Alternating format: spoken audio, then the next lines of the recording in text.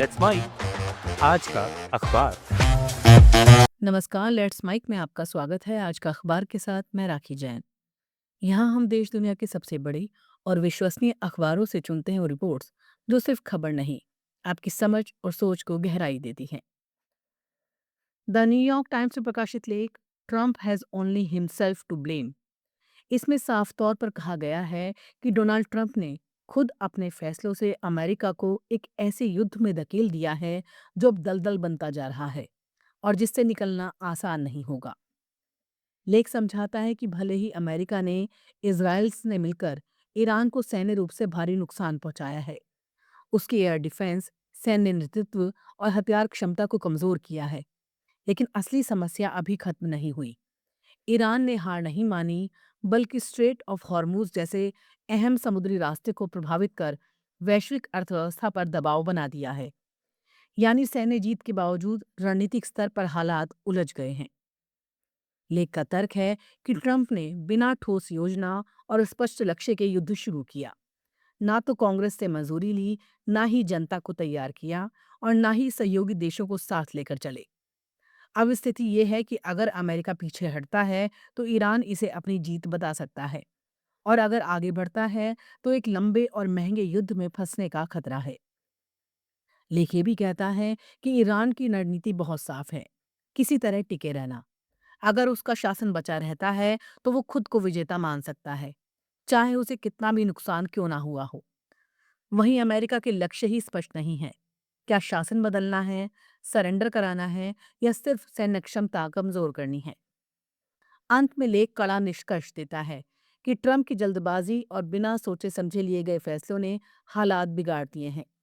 अब वो उसी सेना पर निर्भर है, वो इस मुश्किल स्थिति से उन्हें निकाल सके। कुल मिलाकर ये लेख कहता है कि ये युद्ध कभी मैदान में नहीं, बल्कि रणनीति और नेतृत्व के स्तर पर भी लड़ा जा रहा है, और वहां ट्रंप कमजोर पड़ते दिख रहे हैं, जिसकी कीमत अमेरिका और दुनिया दोनों को चुकानी पड़ सकती है।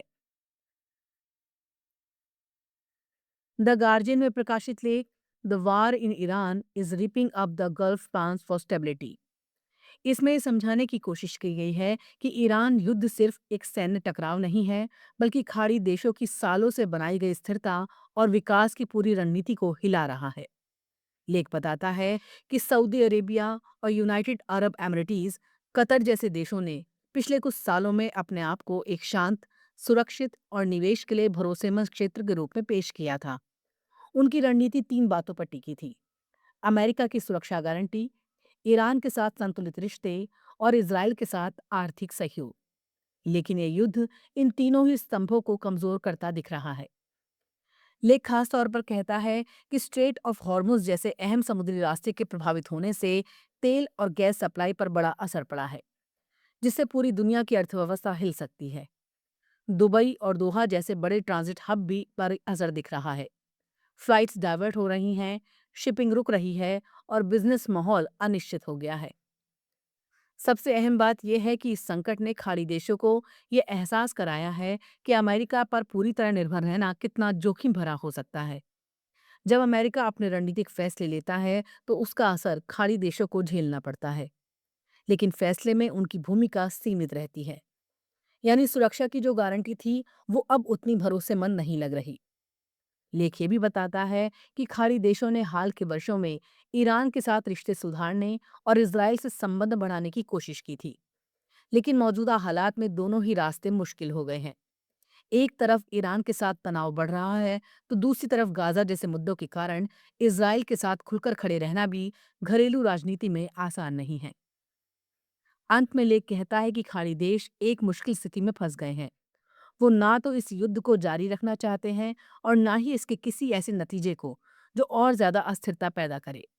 कुल मिलाकर ये लेख बताता है कि ये युद्ध सिर्फ आज का संकट नहीं है, बल्कि आने वाले समय में खाड़ी क्षेत्र की राजनीति, अर्थव्यवस्था और सुरक्षा के पूरे संतुलन को बदल सकता है। अल जजीरा में प्रकाशित लेख China silence on Iran reveals it's true priorities. इसमें समझाने की कोशिश की गई है कि ईरान पर हमले के बाद चीन की चुप्पी दरअसल उसकी असली रणनीति और प्राथमिकताओं को उजागर करती है। यानी दोस्ती और सिद्धांतों से ज्यादा उसके लिए अपने हित अहम है। लेख के मुताबिक जब ईरान पर अमेरिका और इजराइल ने हमला किया तो उम्मीद थी कि चाइना खुलकर उसके साथ खड़ा होगा, क्योंकि दोनों स्ट्रेटेजिक पार्टनर माने जाते हैं। लेकिन चीन की शुरुआती प्रतिक्रिया बेहद कमजोर और सतर्क रही। उसने सिर्फ सामान्य बयान दिए, ना तो सीधे अमेरिका या इजराइल का नाम लेकर घेरा और ना ही ईरान की कोई ठोस मदद की। इससे साफ संकेत गया कि चीन इस टकराव में खुलकर कूदने से बच रहा है। लेख कहता है, इसकी सबसे बड़ी वजह चीन के अपने कोर इंटरेस्ट हैं, खासतौर पर ताइवान का मुद्दा। चीन नहीं चाहता कि अमेरिका के साथ टकराव बढ़े, क्योंकि इससे ताइवान को लेकर उसकी रणनीति प्रभावित हो सकती है। इसलिए उसने ईरान जैसे सहयोगी को भी सीमित समर्थन देकर खुद को सुरक्षित रखा। इसके अलावा लेख ये भी बताता है कि चीन को भरोसा है कि ये युद्ध उसकी अर्थव्यवस्था के लिए बड़ा खतरा नहीं बनेगा, भले ही स्ट्रेट ऑफ हॉर्मुज प्रभावित हो। चीन के पास पर्याप्त तेल भंडार है और वो इस झटके को झेल सकता है, इसलिए उसे सीधे टकराव में उतरने की जरूरत नहीं दिखती। अंत में लेख एक बड़ा निष्कर्ष देता है कि अंतर्राष्ट्रीय राजनीति में ताकत ही असली नियम तय करती है। चीन भले ही खुले मंच पर अंतर्राष्ट्रीय कानून और शांति की बात करे, लेकिन जब अपने हित दांव पर होते हैं तो वो सिद्धांतों से ज्यादा व्यवहारिकता को चुनता है। कुल मिलाकर ये लेख कहता है कि ईरान संकट ने दिखा दिया है कि वैश्विक राजनीति में दोस्ती स्थायी नहीं होती। हर देश आखिरकार अपने फायदे के हिसाब से ही फैसला लेता है। बीबीसी हिंदी में प्रकाशित लेख, धरी रह गई अमेरिकी सुरक्षा गारंटी, कैसे चकनाचूर हुआ दुबई जैसे शहरों का भ्रम। इसमें वही बताया गया है कि खाड़ी देशों ने जिस सुरक्षा और स्थिरता की छवि सालों में बनाई थी, वो ईरान युद्ध के झटके से अचानक बिखरती नजर आ रही है। लेख समझाता है कि दुबई, अबू धाबी और दोहा जैसे शहर लंबे समय से खुद को युद्ध और अस्थिरता से दूर सुरक्षित ठिकाने के रूप में पेश करते रहे थे। इसी वजह से यहाँ दुनिया भर से निवेश, पर्यटन और लग्जरी लाइफस्टाइल का माहौल बना। लेकिन जब ईरान के साथ युद्ध छिड़ा और मिसाइलें इन इलाकों के पास गिरने लगी तो ये भ्रम टूट गया कि ये देश पूरी तरह सुरक्षित हैं। लेख का मुख्य तर्क है कि खाड़ी देशों की सुरक्षा रणनीति 3 चीजों पर टिकी थी: अमेरिका की सुरक्षा गारंटी, ईरान के साथ संतुलन और इजराइल के साथ सीमित रिश्ते। लेकिन इस युद्ध ने तीनों को कमजोर कर दिया।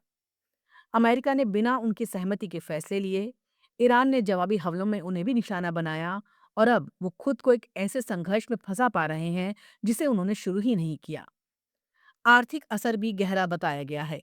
फ्लाइट्स रद्द हो रही हैं, होटल बुकिंग घट रही हैं, बड़े इवेंट्स रुक रहे हैं और स्ट्रेट ऑफ हॉर्मुज के प्रभावित होने से तेल गैस सप्लाई पर असर पड़ रहा है। यानी जो अर्थव्यवस्था स्थिरता और भरोसे पर टिकी थी, वही अब सबसे बड़े खतरे में है।